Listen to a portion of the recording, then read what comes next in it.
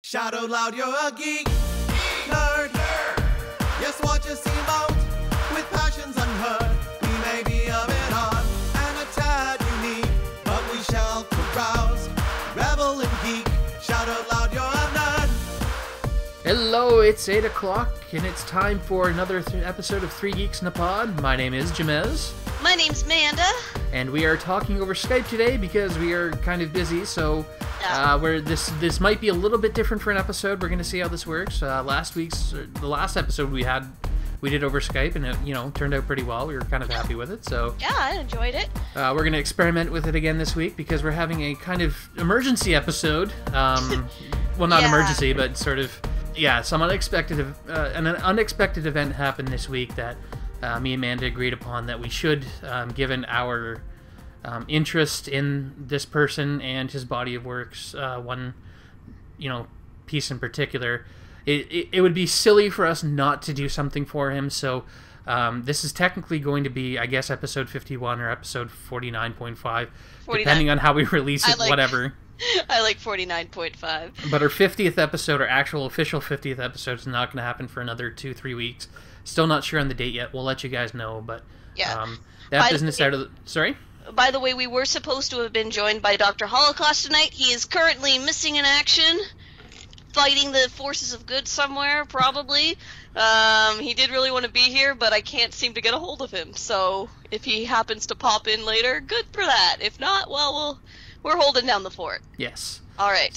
So we're hoping that, if he pops in, that's great. If not, we'll, I'm sure you and I can fill an hour talking about Harold Ramis and Ghostbusters. Harold Ramis. So yes, last week, Harold Ramis died, and very unexpectedly, really young, 60. Well, not really young. I was gonna say really young's a bit of an exaggeration, but 69. So he wasn't really young, but he wasn't quite incredibly old yet, and it was tragic. Yeah, he'd been suffering for about 4 or 5 years now.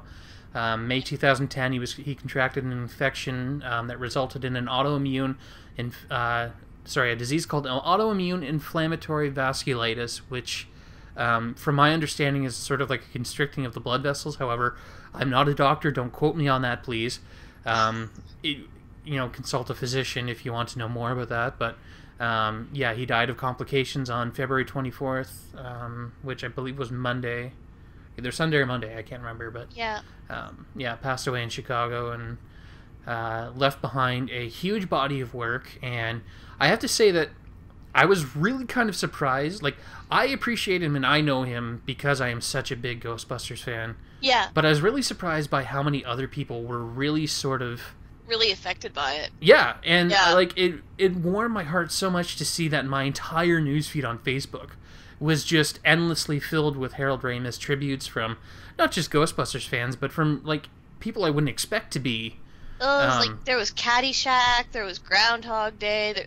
He wrote basically a lot of groundbreaking comedies of the 80s and 90s. Yeah, he was. When you think about it, that's pretty big, actually. Yeah, and I was really sort of proud that someone like him, who I would have assumed wrongfully would have died and nobody would have noticed, a lot of people were affected, and a lot of people really kind of came out in droves to kind of support him. And I loved seeing that people were going to number 8 Hooks and Ladders in New York City, the firehouse that was used for filming of the exteriors of Ghostbusters, and we're putting out memorials for him. Is that still a functioning firehouse, or is it actually... Oh, wow. No, it's still a functioning firehouse. The one in LA where they shot the interiors, I believe, is closed.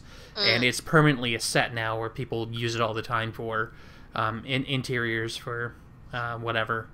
Oh, wow. You see it in a lot of shows. You can usually tell by the tiling.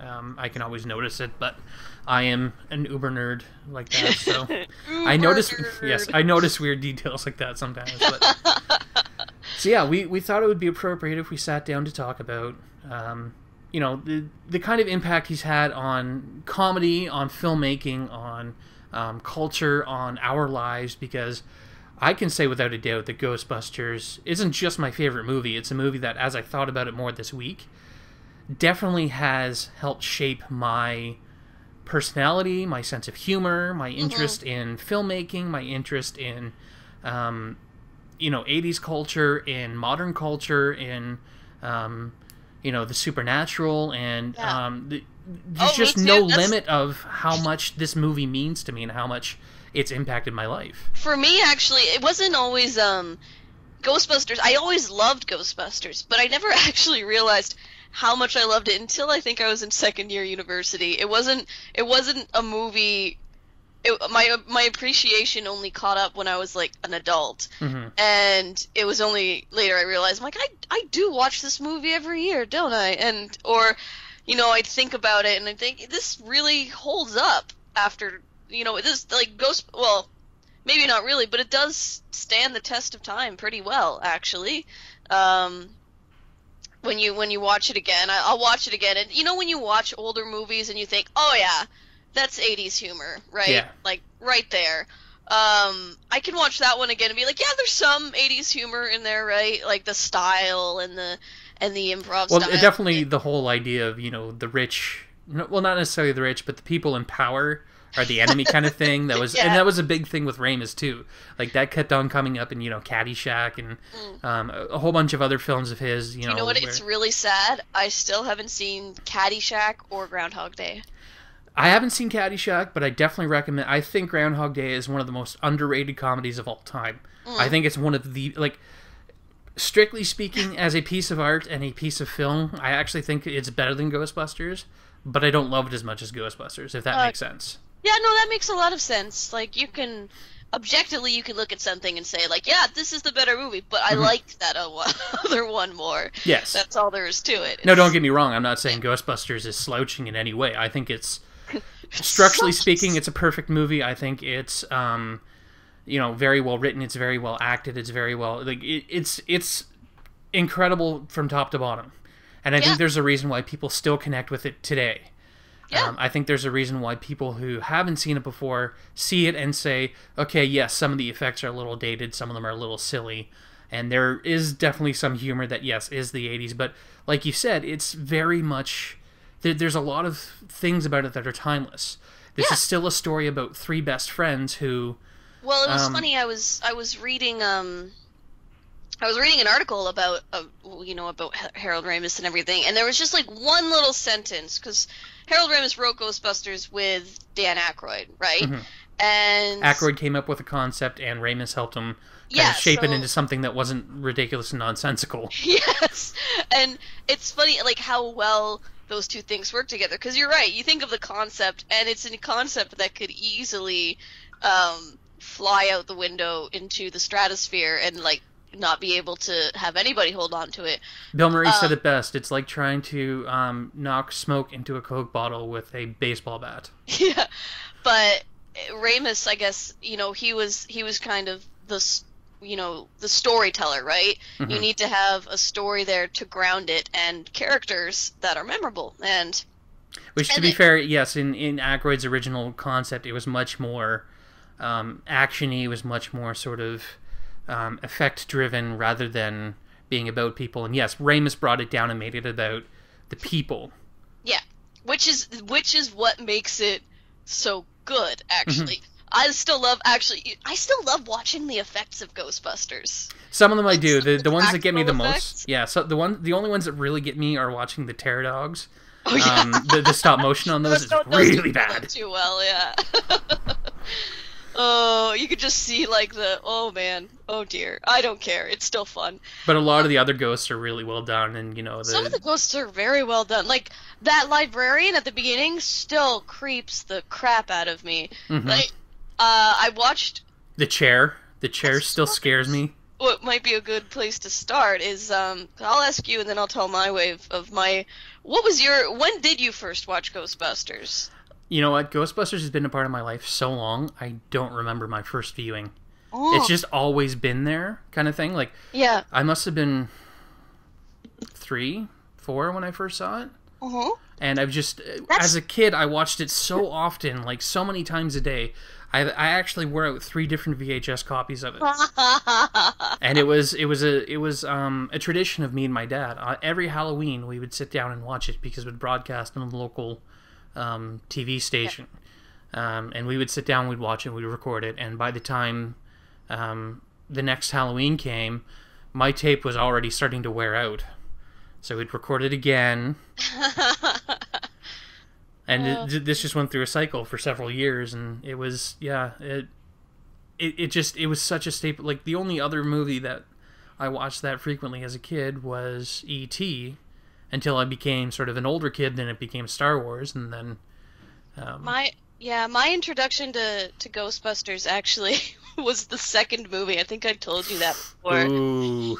I loved it. I was a kid. I love the second movie too, but it's not nearly as... Yeah, and it's weird though, because I was a kid and I didn't quite get the whole, I don't know, maybe I didn't pick up on subtle humor at quite that age, and so when I saw the second one, and then I saw the first one after that, and as a kid, I actually liked the second one better. I think because for a kid it had more to it not to enjoy, but like for kids, more stuff for kids to latch on to. Mm-hmm. But that's kind of the way sequels go sometimes. They also, by the time the sequel came out, the animated series had been out, so... Oh, that's right. I watched the animated series as well, yeah. And kids were so kind of, like, it became a kids' franchise. So they kind of toned down Slimer, who, in the original one wasn't even called Slimer, he was just... Potato Head Man or Onion Head Man. But I watched the first one finally. I was like, okay, here comes Slimer, because in the cartoon, he's like a character, and he has story arcs sometimes. I think there's an episode where Slimer feels left out. Like, it's just... And then I watched the movie, and I'm like, he has one scene.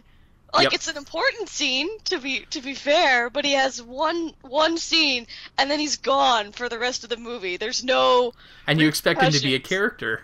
And you expect him to be a character. I was waiting for it, because, again, in the cartoon, he could talk in the cartoon, too. Like, he talked... Well, kind of. Speak, but it was still kind of talking. There was a language.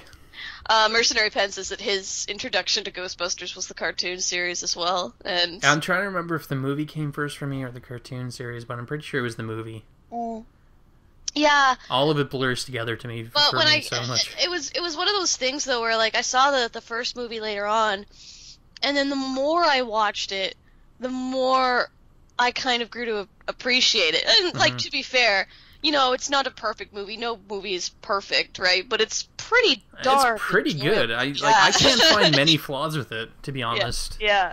And I've watched it quite extensively. No, it's funny though, because I'd watch the second movie and then I'd be like, I don't understand why everybody's so down on the second movie, and then I read about the behind-the-scenes stuff that was going on, that the experience of making the second movie was nowhere near as enjoyable as the first, because the first was so successful. Well, the first one was a collaboration of comedy. It was about three guys and a director who all had very comedic backgrounds. Yes, there was effects and whatnot, but the effects was almost a secondary consideration. It was just there to tell the story. Whereas the script, the filmmaking, all of the experience was about them being on set, improvising, coming up with ideas, collaborating on the comedy. Whereas the second one, because the first one became such a huge blockbuster, I mean, at that time, it was the biggest comedy of all time. Yeah. It was huge. Like, I can't overstate how big that movie was. Yeah. And somewhere along the lines, during the making of the second one, the production team kind of got swept up with the effects, and it became more about trying to hit marks, be ready there for timing, and they changed from an effects house who was doing sort of just making effects up on the fly and trying to figure things out as they went, and they had experience on Star Wars and Poltergeist and whatnot, but it was still a very sort of indie film mentality where they were kind of creating it as they went. Whereas in the second one, it was very much about, we've already pre-planned and pre-built all of this stuff, which is fine in certain contexts, but is really... But it does stifle it cripples the comedy. That. Yeah. And it really hurt, especially Bill Murray's enjoyment of the making of it. Yeah. And soured him on the entire franchise of Ghostbusters for the next 20 years. Yeah. He didn't participate in the game, did he? Yes, he was there for the game, okay. And it was in making the game that he kind of started to reconsider doing because they came to him about the game and said, we're going to do the game, and he's like, I can do some voiceover, because, I'd done Garfield, and, I can just sit there in a room and crack some jokes and say some lines, and, that's it. I don't have to put any effort into it, and unfortunately he did kind of phone it in during the game, but he still had some... he did. He still had some Murray lines, and he still had his performance, but it wasn't as good as the original. However, it was enough to make him kind of consider Ghostbusters 3. Now, he's gone back and forth on whether or not he's going to consider it anymore, but who knows? It's interesting, though, because, once I read that about it, I started looking at the films a little bit differently, because now I was looking... Plus, not only that, but I had been training in performance for quite a while, and I was able to tell the difference between when a moment is scripted and when maybe somebody just says something off the cuff. Yeah. And it is amazing, when you see certain glances between the actors, when you see, that whole sequence where they go into the ballroom, right? And you just see Bill Murray, decide to pull the tablecloth out. I'm like, that I've always wanted to try this. Right? I've always wanted to try this. And the flowers are still on the table, and I just... Still standing. They're still standing. Yeah. And with Harold Ramis, and it is one of those slow burn things with me where I realize how much of an influence it did have on my love of comedy. And not just my love of comedy, but I'm realizing that the way I work now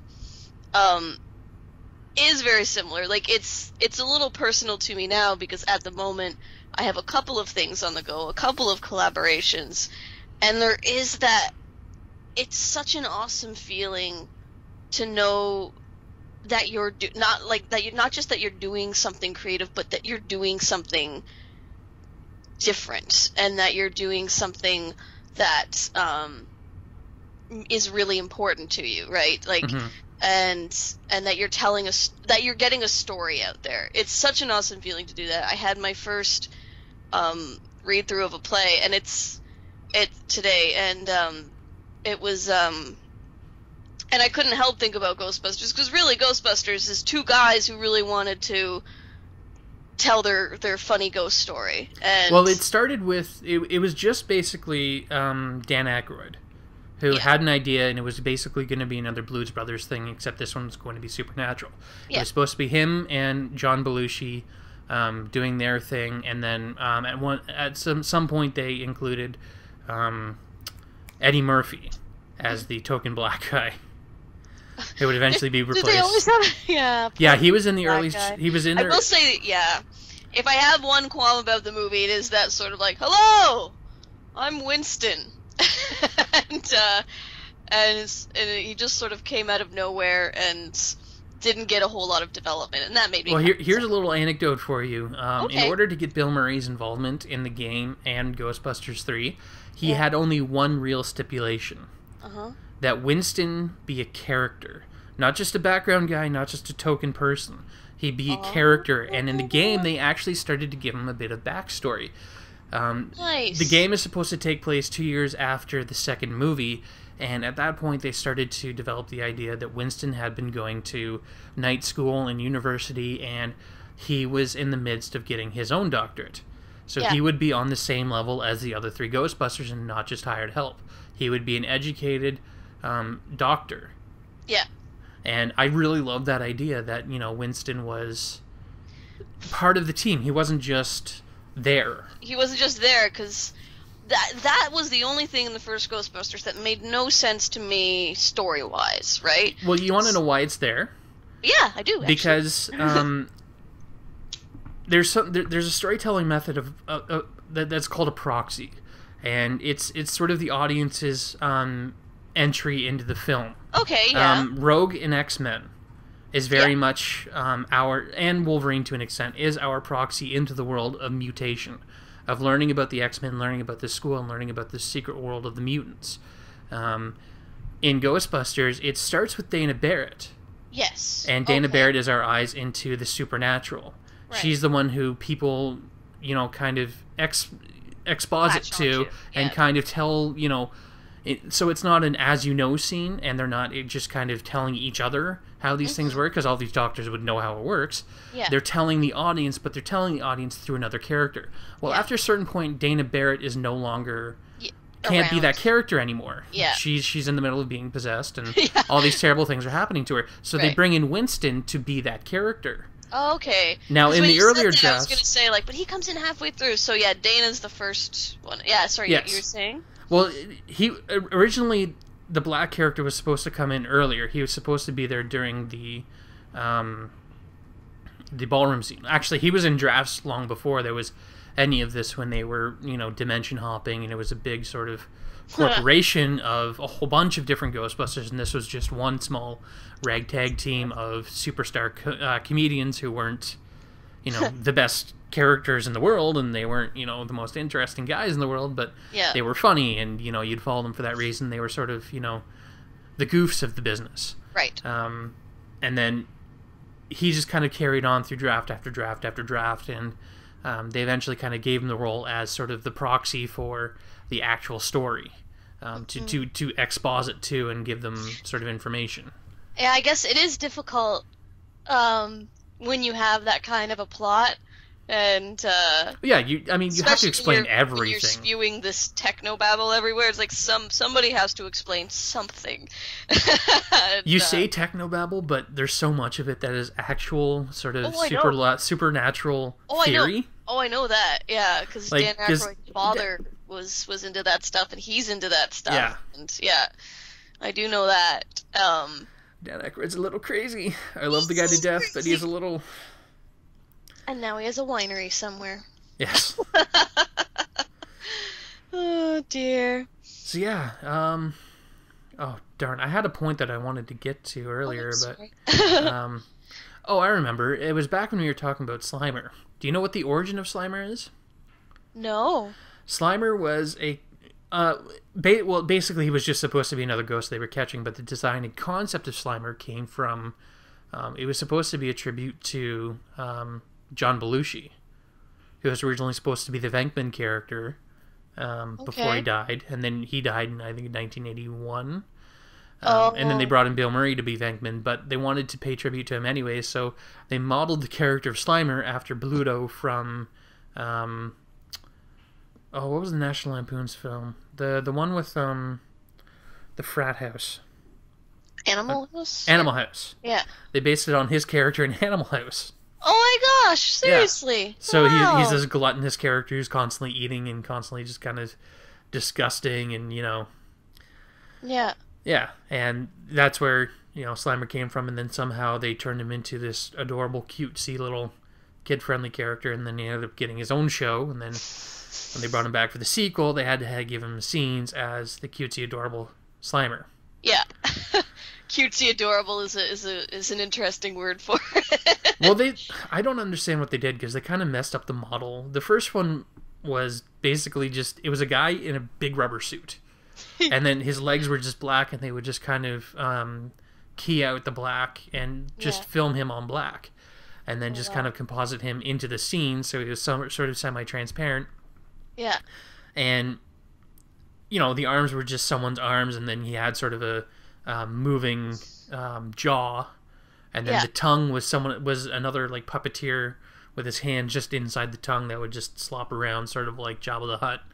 And then his eyes were servo controlled, but for the most part he was just this sort of big bag of I don't know if it's polystyrene, I don't know what it was, some sort of rubberized material, and he was just this glob.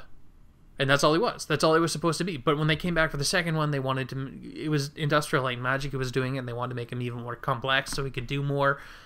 Except he's only in 2 shots in the film. I was gonna say, like, he's in, like, the one where they're returning, and then he's in some other one. I don't know. On the bus, and then he has the final shot in the movie where he's flying at the camera again. Right. Because they did that in both films. Right. But they didn't need to do the big complicated one, because he's only in 2 scenes, one where he scares Lewis over the couch, and then one where he's on the bus, and it's like, all you really need is his arms, so you could do the exact same effect again. And do you know how they did the egg thing? How did they do that? They had hoses underneath of the eggs that would blow air into them, and they would crack and pop, and then the top was just a sort of a heat? big hot plate. Okay. So I've always I have no idea about any sort of movie magic type stuff. So like anytime I see even the oldest of movies where you see like an effect like that, and the oldest of movies, the 80s, but every time I see an effect I'm like, how do they do that? Yeah, there's a lot of really cool effects in there. Like the subway ghost is an old joke. Whenever they didn't know how to do effects in Hollywood in the 80s, they'd just say, okay, we'll shoot it upside down backwards in a water tank. So it'd get this weird sort of vapory, sort of floating kind of effect, and that's how they shot the subway ghost, because they couldn't figure it out. So, okay, we'll just shoot it upside down backwards in a water tank. So Woody grew to like Bill Burry a lot. Sorry. Marx Brothers, that brings up another point. We've talked about Ghostbusters for a bit. The point of this was to talk about Harold Ramis specifically, because, of course, we lost him, and, you know, he had a huge impact on not just Ghostbusters, but the entire industry.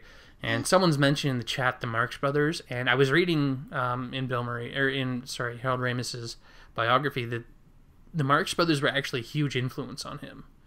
And that was part of the reason why he wanted to get into comedy, not just for the slapstick, but for Groucho Marx's very sort of snide, sarcastic way of dealing with people and dealing with characters. He always sort of, you know, if you've ever heard him, you know exactly what I'm talking about. It's a very specific and iconic style. And, that kind of shaped the way he writes his characters. Not necessarily the way he performs them. Yeah. Because he's always sort of very nebbishy in his performance, but... I do have to say, actually, well, like, I know we're returning to Ghostbusters, but it's about Ramis in Ghostbusters, actually. It's a really, like, I know, I haven't seen, you know what else I saw Harold Ramis in? Baby Boomer. Has anyone ever seen that movie? I don't think I've heard a movie about, like, a woman, like, in the power woman in the 80s who, you know, is in the rat race and blah, blah, blah, and she's just, like, going for the top, she wants a career, and then she gets...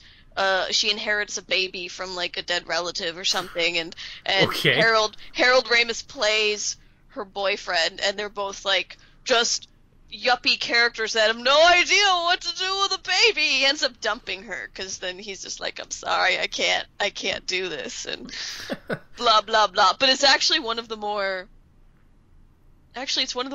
better breakup scenes I've seen in movies. It's not like tearful or anything, and it's just one of those like them both realizing. But yeah, he was in that for a little while. But in Ghostbusters, I really like his performance in Ghostbusters. He has some of the best lines, and I honestly think Bill Murray gets a lot of the credit for his lines, and everybody knows Winston's, you know, big line everyone always quotes, you know, when someone asks if you're a god, you say yes. You say yes. Yes, yeah. That's the obvious staple line. I think Harold Ramis has some of the best lines. Like, one of my favorites is they're in the middle of the big ballroom scene. Yeah. And they're getting ready to trap Slimer, and Dan Aykroyd throws out the trap, and he goes, whatever you do, don't look at the trap.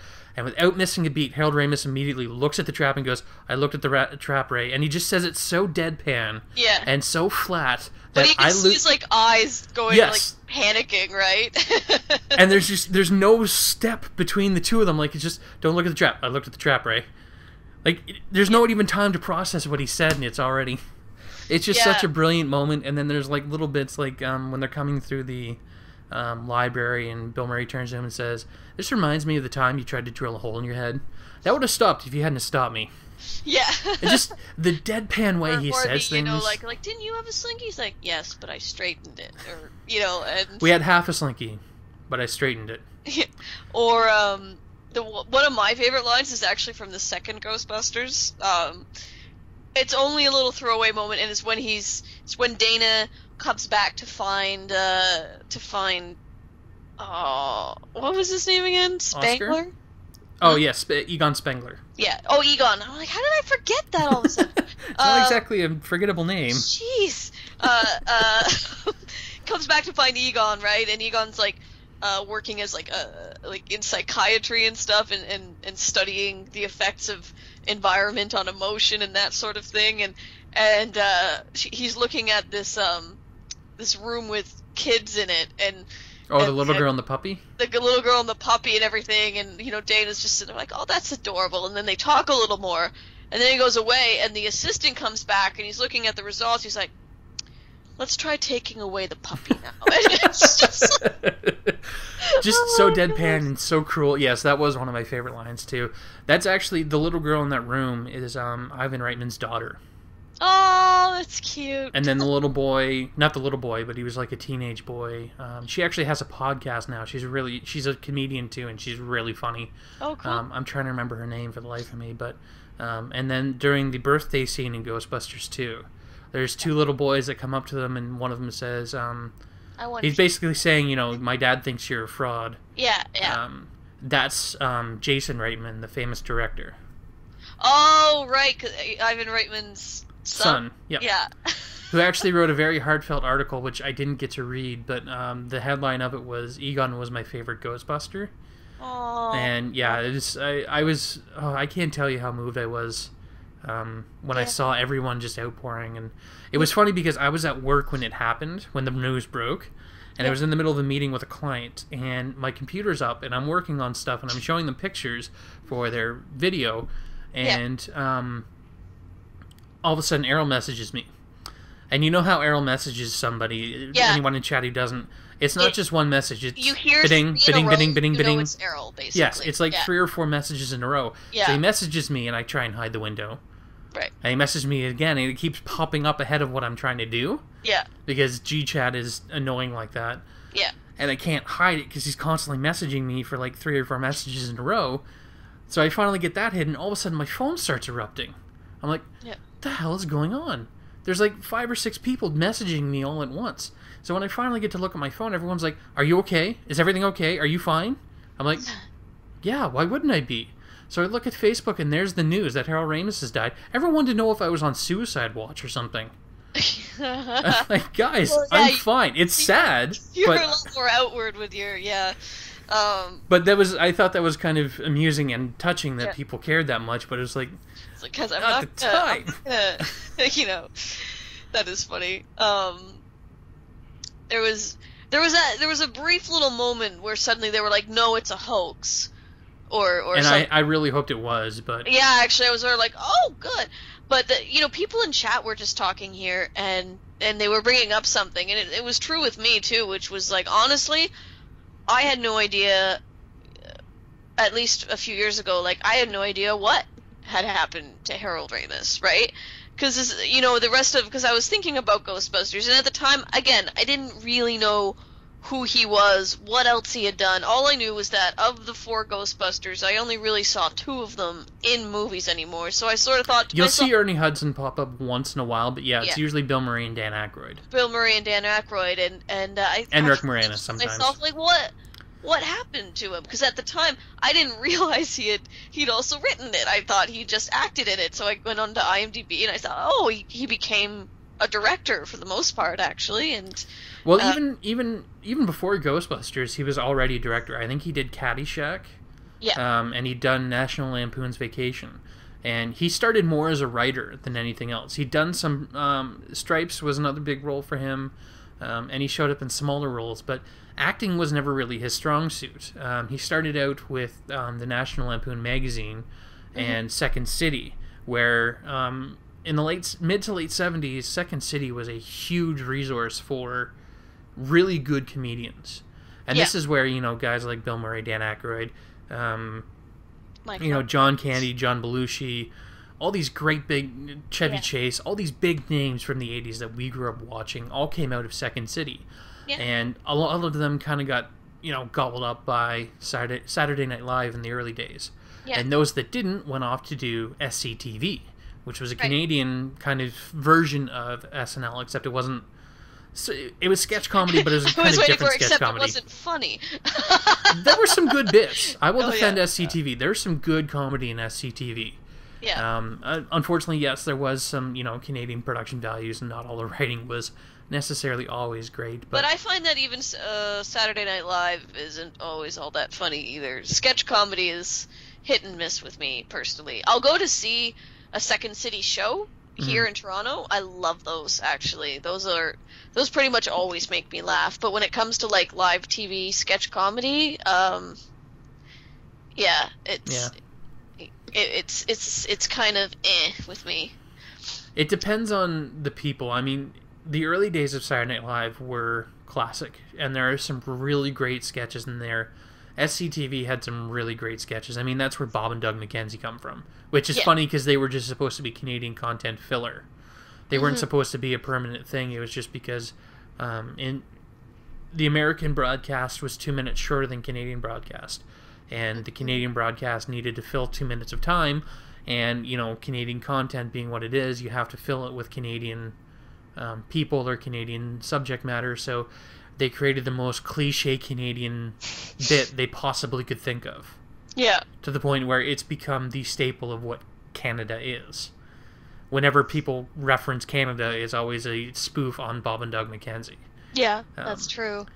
And SCTV was a place where when all these other sort of guys who didn't make it on Saturday Night Live went, and there were some really good big talents on there, John Candy being the obvious one, and Eugene Levy, of course, and Harold Ramis was one of them. And even though he was only a performer in the first season, he was a writer for 2 or 3 years.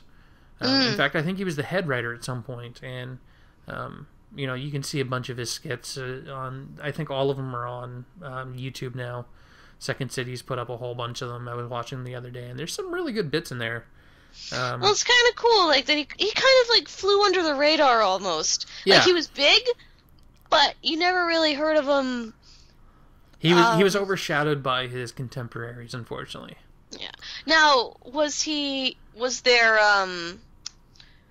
what recent stuff has he done, if anything?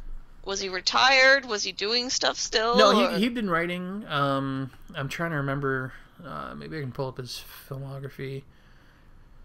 Year One was the most recent one he did, which was a huge flop and wasn't that good. Yeah, that was a huge flop. Analyze This and Analyze That were two of his biggest. Multiplicity in '96.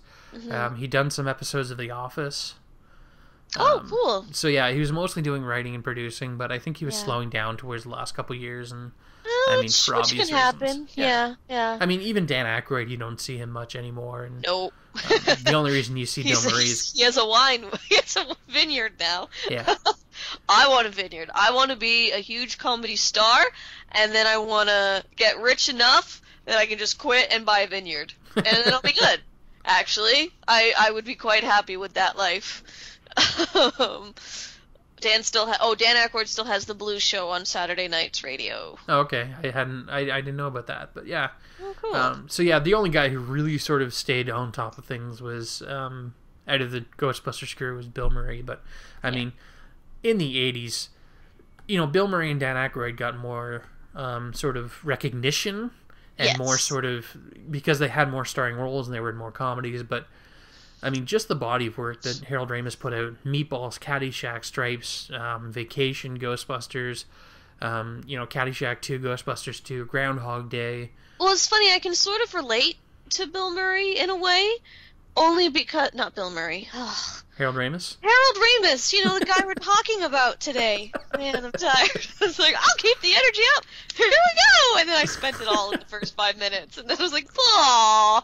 Bill Murray's, that's what we're talking about, right? No, I do.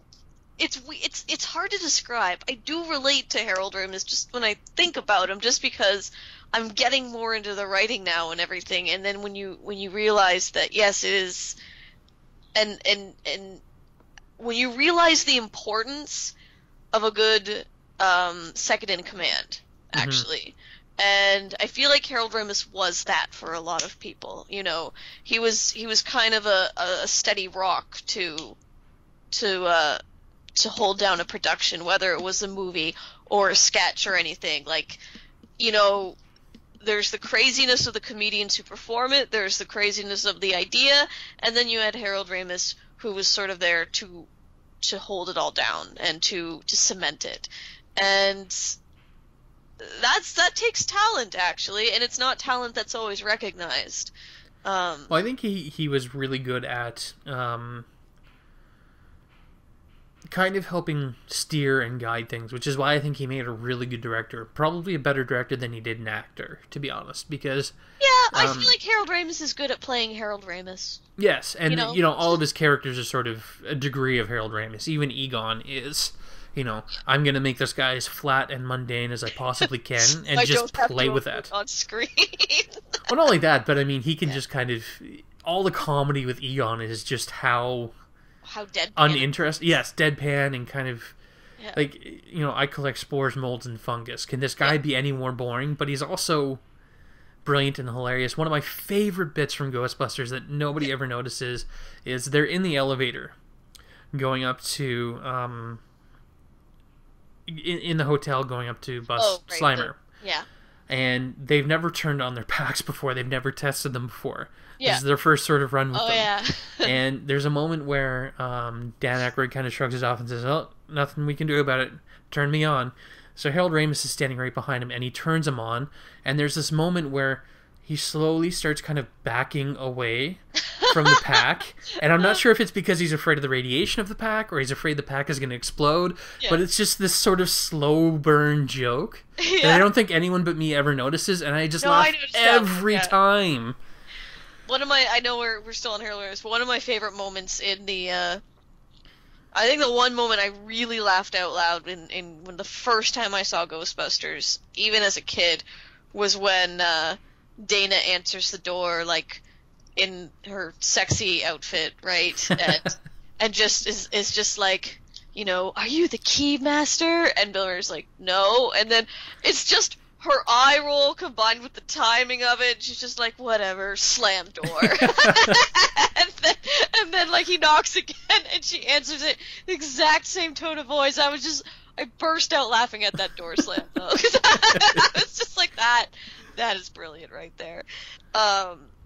It's great because in earlier drafts, she wasn't actually supposed to have a character. She was only supposed to be a possessed demon the entire time in earlier drafts, and there was a lot more of her interacting with the world and just not understanding how Earth culture works. Because one of the fish out of water stories, but with a demon. Yes, and there's great bits about her trying to talk to... They kind of kept a little bit of this for Rick Moranis to do, but when he's talking to the horse... They kind of did it with Louis Tully, right? Yeah. A little bit, but not quite the same, because she was asking him about...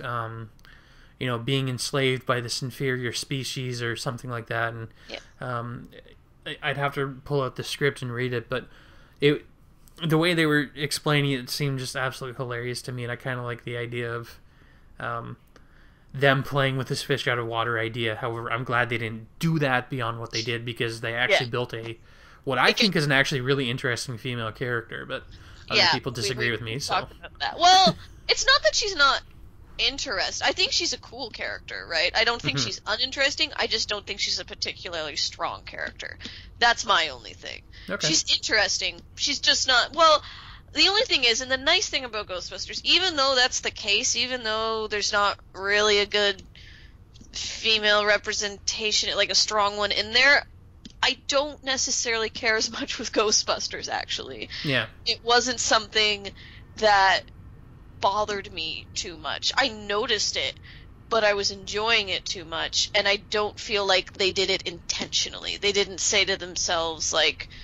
Oh, no, but that's part of the problem with Hollywood, is that they're not doing it intentionally. Okay, that's true. It is a product of, a man-dominated world, but, we've already done the Bechdel test episode. But, we'll leave that alone. Yeah, like I said. But at the same time, she was still a good straight man to Bill Murray. I was that. Like, Sigourney Weaver is a pretty talented actress, and she did pretty well for herself. I think she cut her teeth a bit on Alien, right? Because most of that was improv, actually, and she's not an improv actress. She had one of my favorite improv lines, because originally when she was in her apartment with Bill Murray, and they were talking about she was reacting to his sort of demeanor and the way he kind of deals with things, and she turns to him at one point, and in the script she says, "You're not much of a scientist. You're more of a used car salesman." Yeah. And on the fly, she changed it to game show host. Uh, Because Bill Murray kind of had that sort of he does. bubbly person. Yeah. It just works so much better for the character they were building and what they were doing with it. And it's such a, like, everyone loves Ghostbusters lines. I think it's one of the most quotable films in the world. And there's so many lines in there that everybody remembers. But I think it's the smaller lines that people forget that I think are actually the funniest ones. Yeah. And I would a agree lot of with you those there. are Harold Ramis lines or, Sigourney Weaver lines. And there's a couple, Winston lines in there that are just great. And Yeah.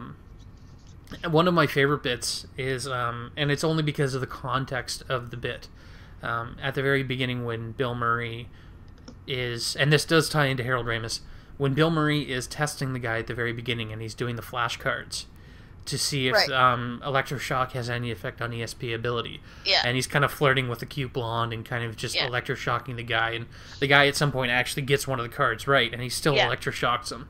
Yeah. And the guy flips out and walks out. And that whole thing came about because Harold Ramis found something called, I think it's the Milgram Experiment, Yeah.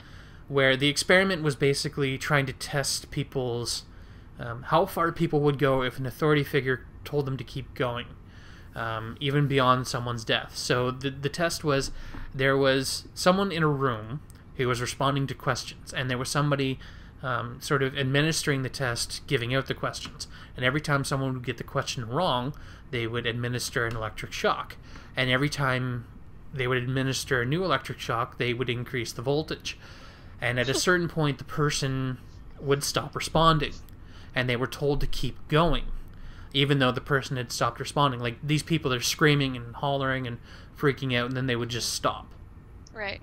Now, what they didn't know was that the people in this other room who were screaming and reacting and, eventually not responding at some point for whatever reason were actually actors who weren't being shocked. They weren't actually being affected. And the entire test was, about the people giving the test. The test was about them trying to figure out, if an authority figure stood over you in a white lab coat and said, keep going, what percentage of people would keep going? Who would object? Why? Is there any sort of difference between genders reacting to it? And they found, that mostly, women tended to trust authority figures more. It was more often men who would question it. But Harold Ramis found this idea of forcing someone to give somebody else electric shocks kind of funny, and then turned it into a bit where Bill Murray is doing it intentionally. Yeah. So this horrible experiment about how terrible people can be sometimes if they're kind of goaded on by an authority figure becomes this morbid bit by Harold Ramis that he gives to this Bill Murray character, and it's the first scene we have with Bill Murray in his Venkman character, and we're supposed to fall in love with him even though he's being kind of maniacal. Oh, I know. When I watched that scene again, I'm like, wow, you're such a dick. Yeah. Like, and I want to punch that girl and stuff. And but that's just me. No, it is funny though. Like we're supposed to fall in love with this guy, and he's supposed to be our lead to this movie, and you start the movie on this like horrible scene of him torturing this poor kid. Yeah. If I going back, but saying back to Harold Ramis, I think if anything, especially watching Ghostbusters again, he's a really great collaborator. Mm-hmm. Right? I feel like he's really good at getting people working together to get that best possible product. And I really think that Ghostbusters wouldn't have happened unless he was really good at that kind of thing, because, I mean, I love Dan Aykroyd and I love his enthusiasm for Ghostbusters. There's no question in my mind that Ghostbusters wouldn't have taken place without Dan Aykroyd's enthusiasm for the supernatural, for ghosts, for whatever else was going on, extra dimensional beings, and but it was Harold, like we said before, it was Harold Ramis that saw the potential of this idea and managed to craft it into something better.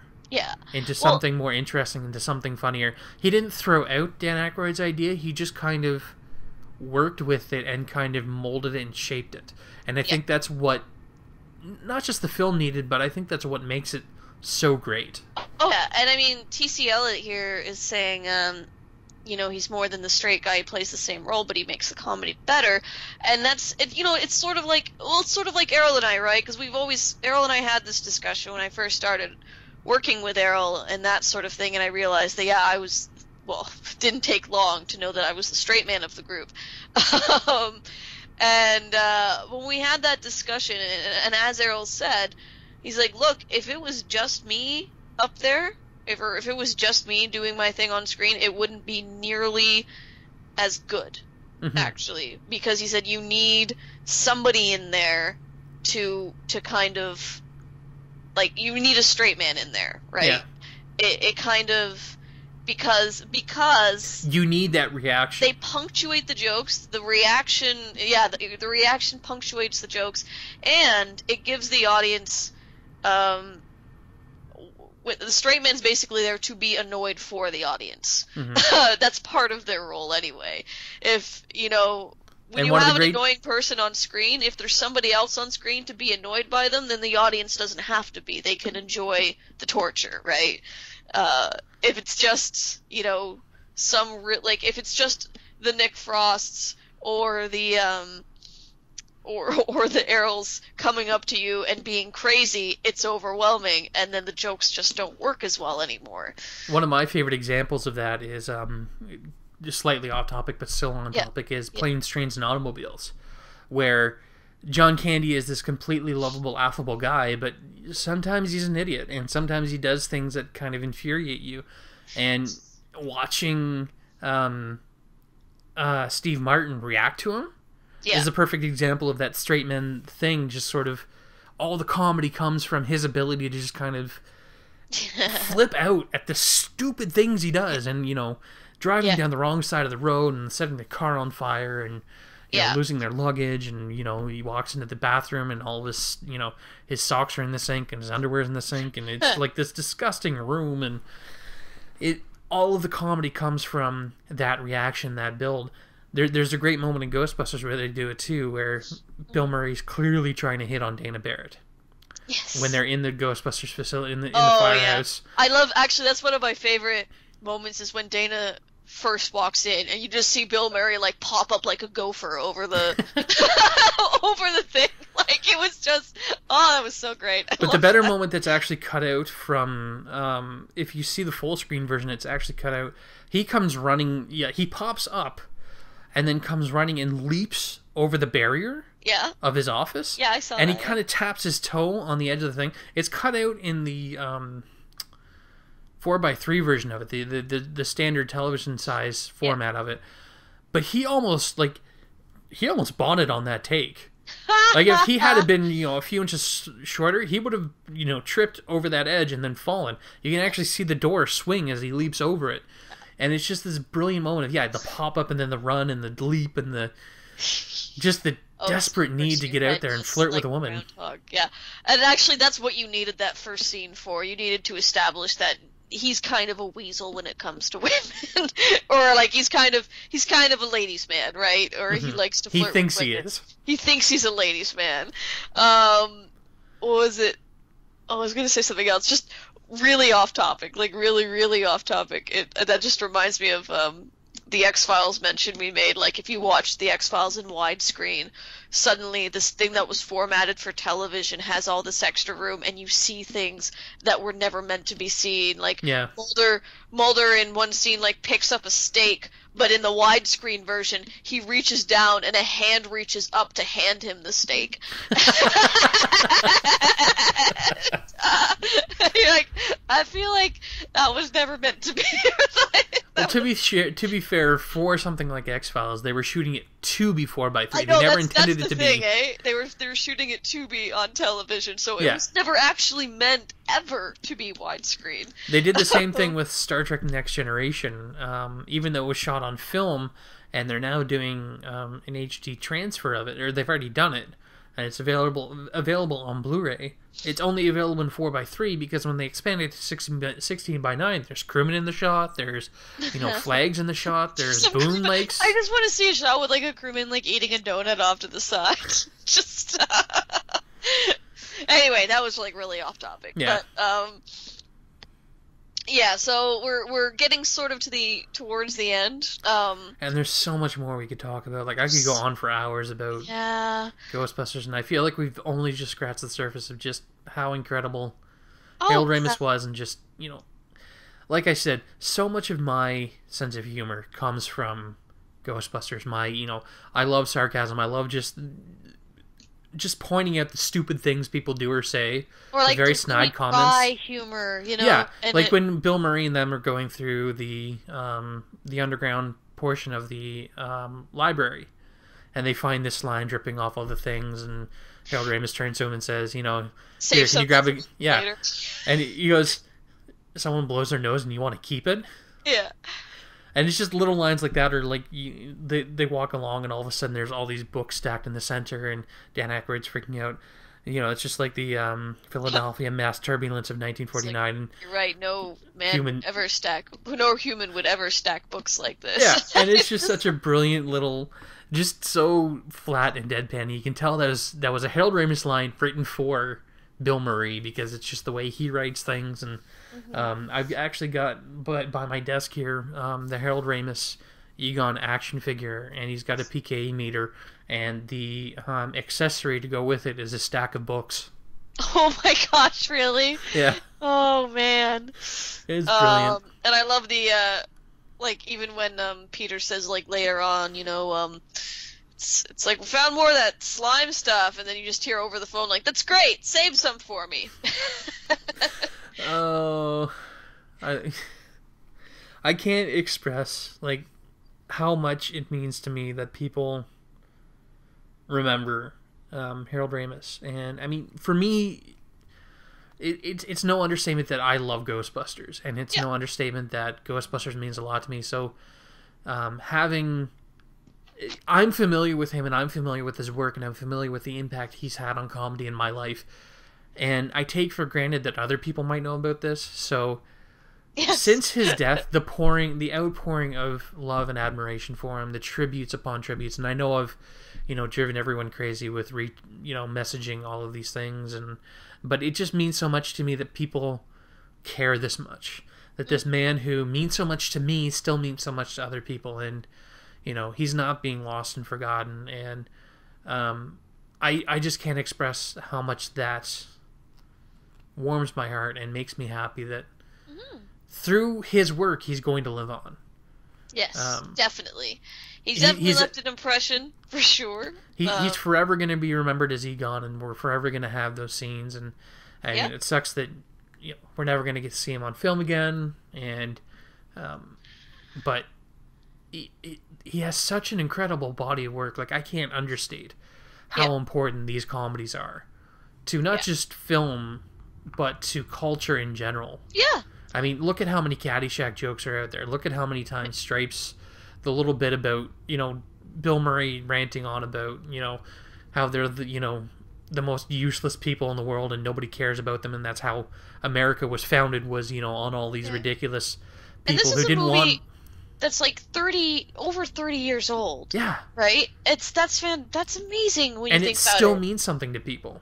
And I mean, the only other film you really see quoted that much is Star Wars, probably. And really, Star Wars, you have about maybe 5 or 6 things that people say all the time, right? Something about the Force, something about Darth Vader noises, whatever. Let the Wookiee win. These aren't the droids you're looking for. Yeah, but with That's no moon, thank you, mercenary pen. That's no moon. Okay, maybe there's more than 6, but whatever. I feel like there's a handful versus Ghostbusters, which is, an endless quotathon from beginning to end. Yeah, pretty much. And there's always something, unlike Star Wars, there's always something new I notice when I watch Ghostbusters. It's one of those great movies, and the only other movie I can really say that for is Gosford Park, but Gosford Park is a far different type of movie. In terms of comedy, the fact that I can still watch Ghostbusters and I can still laugh at something new every time, that's pretty big, actually. Yes, Kari, Princess Bride is probably a little bit more quotable than Ghostbusters. I can think of a few others that are probably a little bit more quotable, but I mean, Ghostbusters is really high up there in films that I think are Princess Bride, that's a big one. Thanks. Yeah. I forgot about Princess Bride. But I mean, there's probably more. Something we alluded to earlier that I wanted to mention was the fact that, you know, I kind of grew up with Ghostbusters. Most people kind of discovered it a bit later, or, you know, knew of the zeitgeist and then kind of fell into it.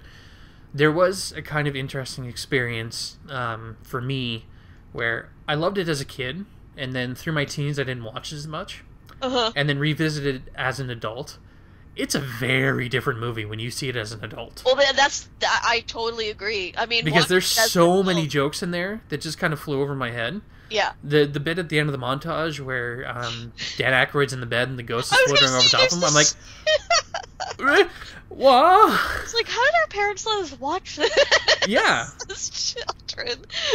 There's some, like, racy stuff in there. There's some, like, really good jokes that, you know, I just flew over my head, and stuff that I just didn't, like, I knew the references and the quotes when I was a kid, but I didn't understand what they meant, and then watching it as an adult became a completely different thing. Ghostbusters 2 more, but as an adult, you know, and then I saw Ghostbusters, I'm like, alright, this is okay, but it's not as good as the sequel.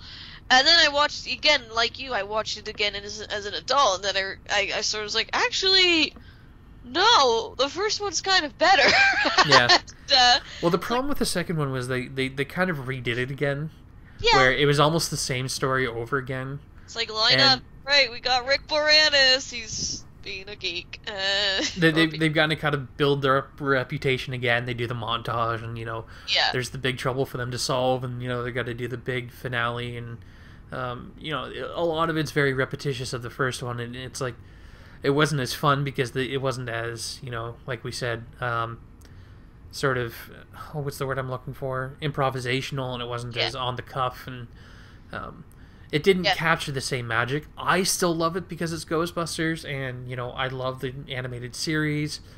I own all of it on DVD. Although I do have to say, it was pretty cheesy with, like, you know, we have to give everybody hope kind of thing. But it was the 80s. It was the 80s, right? I did enjoy the toaster scene, actually. And watching it again as an adult, I did enjoy that. Like, when you watch it, I'm like, this is kind of an improv sort of moment. Like, they knew what was happening in the scene, but Bill Murray's reactions to it were pretty genuine. Yeah. And, anyway, so we're gonna miss him. That's for sure. I mean, it is funny, like, someone who you don't even know personally, you feel like you know him through his work. Yeah. You know, and you know, it's... I am manly enough to admit that there were genuine tears that night. When I actually got to sit down and think about it on the bus ride home, there were a few tears shed for Mr. Harold Ramis, and you know, his work will live on forever. I'm gonna miss him, and it will live on until the apocalypse, when we can't watch DVDs anymore. And then we'll watch... Oh, you know what? That might be fun. If there ever was an apocalypse. So I read this... I know this is a weird note to end on, but I read this play called Mr. Burns, a Post-Apocalyptic Play. And it's about this group of people in the apocalypse, like it's been happening for a few weeks, and they're talking about their favorite Simpsons episodes. And the play takes place over a few years, so eventually there's no more electricity in the world, so they start reenacting their favorite Simpsons episodes. And they the one specific one, which was like the Cape Fear one with Sideshow Bob, and it's funny, like, how it started to become like a way of religion. They became like an acting troupe, and then like 100 years later it was pretty much religion. Like, it was almost like a Greek tragedy. But I'm like, that would be great, actually, if ever we were... Well, it wouldn't be great to have the apocalypse, but if it happened, it would be fun to sort of reenact Ghostbusters as a way of our entertainment. And it would be so amusing if, like you said, they did become sort of the Greek plays, where they become, you know, the backbone of storytelling for the next 1,000 years. I feel like Ghostbusters could be one of those movies where that could happen, because it is such a big cultural phenomenon with us. Well, it's part of my comedy trinity of sort of genre parody, and I want to do a marathon of these one day, of watching Ghostbusters, Shaun of the Dead, and Galaxy Quest. Oh, those are Yeah, those are all really great. Because they're all, as far as I'm concerned, perfect movies in terms of, trying to tell its story. There might be, the odd nitpick here and there, but they're all highly quotable movies. Like, all three of them, there's so many lines you could throw out that are so funny. All of them performed really well. All of them masterpieces of comedy, and just... So you're in the Shaun of the Dead camp, too, because Shaun of the Dead was one of my favorites, personally. Anyway. Yeah, Shaun of the Dead will forever be one... I mean, not just because I'm a zombie film fan, but just because it is a great comedy unto itself. Yeah, story-wise, it was my favorite. But... And honestly, I don't think any of the other films that they've done have lived up to it, to be honest.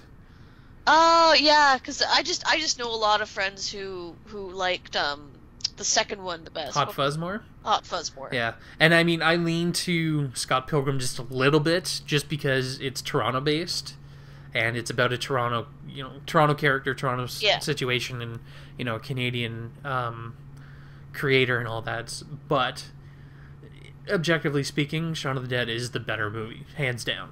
Yes. And then... World's End just sort of so disappointing. Well, we won't end on that. No, we'll end on Harold Ramis was awesome. Still We're is. Really gonna awesome. miss him. Yeah. Really gonna miss him. If you haven't seen Ghostbusters yet, and I'm hoping this I will lend podcast you my copy. Convinced you to go and try it out. It's even on Netflix. If you're in the States, it's on Netflix. It's on YouTube. Okay, it's not hard to YouTube? find. I'm sure there's a copy of it on YouTube. I don't know. YouTube's pretty. YouTube... It might be a flipped version, but it's Yeah. I'm sure you can find it. It's not a hard movie to find. It's on, it's in the $5 DVD bins all over the place. It's so easy to find, but please go out and see Ghostbusters now.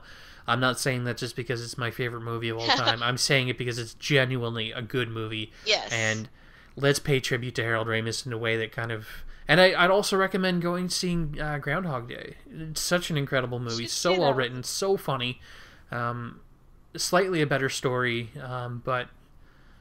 Yeah. Ghostbusters. All right. Well, that's it for today, guys. Thank you very much for joining us. This is kind of an unofficial episode, so we're just probably going to end it here. We'll be back in a couple of weeks, hopefully. Connell messaged us. Uh-oh. He forgot. Sorry I missed this. I've been sick and I just blacked out. Well, he can listen to all of our glory. He can listen to all of the glory. No, thank you very much for joining us. We will be back in a couple of weeks, hopefully with our 50th episode. We don't have a definite date for that yet. It was going to be next week, but one of our friends is now getting married, so we're going to do that instead. We're going to go to the wedding. And I don't think I have to do a podcast is gonna fly with that's an excuse. No, I wouldn't hold you guys to it. I know. Deej means a lot to all of us, so this is really important to him, so it's really important to us. So we'll go do that, and we'll let you know. I don't know if it's gonna be 2 weeks or 3 weeks. Whenever it'll be, we'll let you guys know in advance. We'll pimp it out, and so that's great. we really enjoyed you guys being out here for this unofficial surprise episode. Woohoo! And I'm really glad we finally got to talk about Ghostbusters. I just wish it didn't take the death of a Ghostbuster for me to have the courage to talk about it on the podcast. But okay. Well, thank you for indulging me on this, Man Pants. Thank you for letting me Skype in. I like this Skype thing. Yeah. Awesome. I folded the laundry. I have made it work. Okay, so I guess that'll do it for us tonight, guys. Yes, I'm not indeed. Man Pants. I am not Ja-Mez. Good night, guys. Not here. Yeah, Errol's not here. Good night.